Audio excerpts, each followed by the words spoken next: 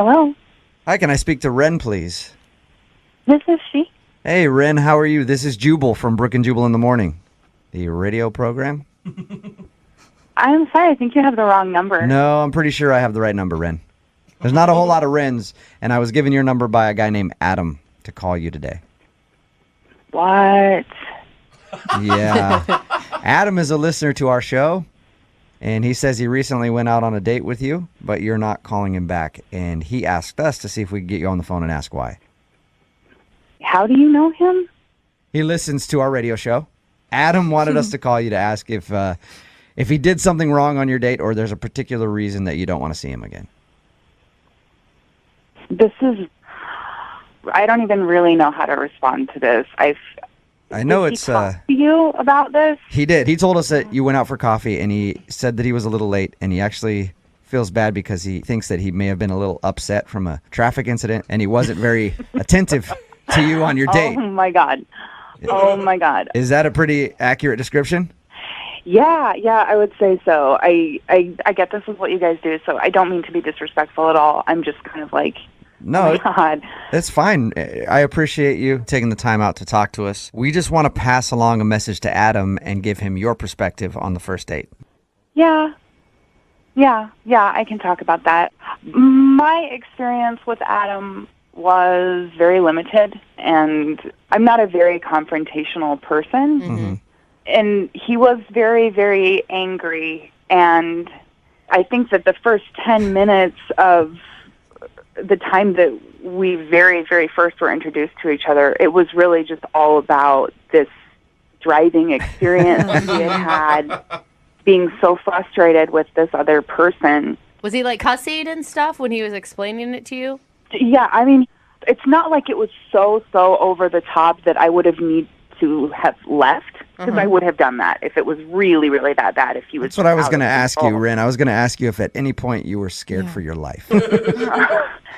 No, I wouldn't say that. It really wasn't like that, but it was pretty intense. Even when he finally went to go get us some coffee, which he did, finally pull himself up to be like, okay, I'm going to go get us some coffee. But Pulls himself together. even in that moment when he goes to order the coffee, I can hear him from all the way at the other end of the shop, and he's ordering, and he just sounds aggressive. So was he like yelling at the barista and stuff like that? I'm picturing him just tearing up this Starbucks or wherever you're at. No, it really wasn't like that. It wasn't like he was unkind toward the people around him necessarily. It's just the manner in which he was dealing with things. It was just like pent up. You know, when somebody's really upset about something, and even though they are doing something normal, it's in an abnormal way. Mm-hmm. And here's the other thing that was tough. It was manifesting in like sweat. Oh. He was so mad that he was sweating? Well, I don't know if he just sweats, if that's a thing, independent of what was going on, but it seemed like it was fueled, or at least like made a lot worse by his emotional space. Ren, it's called hyperhidrosis. It's just people who can't control their sweat glands. Okay, they sweat a ton. Maybe he has that. How do you know this? So you don't want to see him again because he's an angry, sweaty mess. It's not just that he was sweating a lot and being angry. He was sweating profusely, like in the palms of his hands. There was sweat dripping down him and then collecting like under, I'm trying to think of the right way to say this,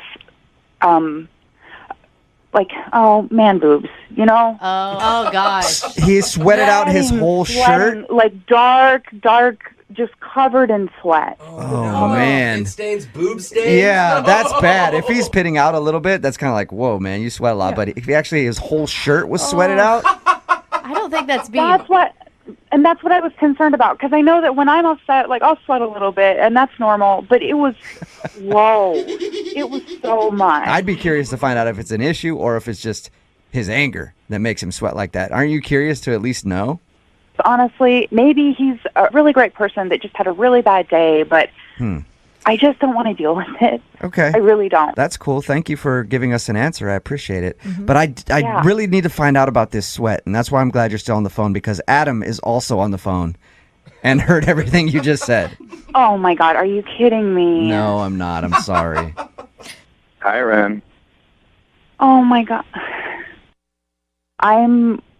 First of all, I'm really, really sorry. Look, this is really, I'm sorry, and then I'm also, like, annoyed to be put in this situation. But I am sorry if you heard things that I said that are unflattering. Oh my God, you don't need to feel bad, Ren. Pretty much everything you said is true. Oh, no. I mean, I can kind of explain the sweating thing, the anger stuff. The sweating thing, let's start with that. Point one.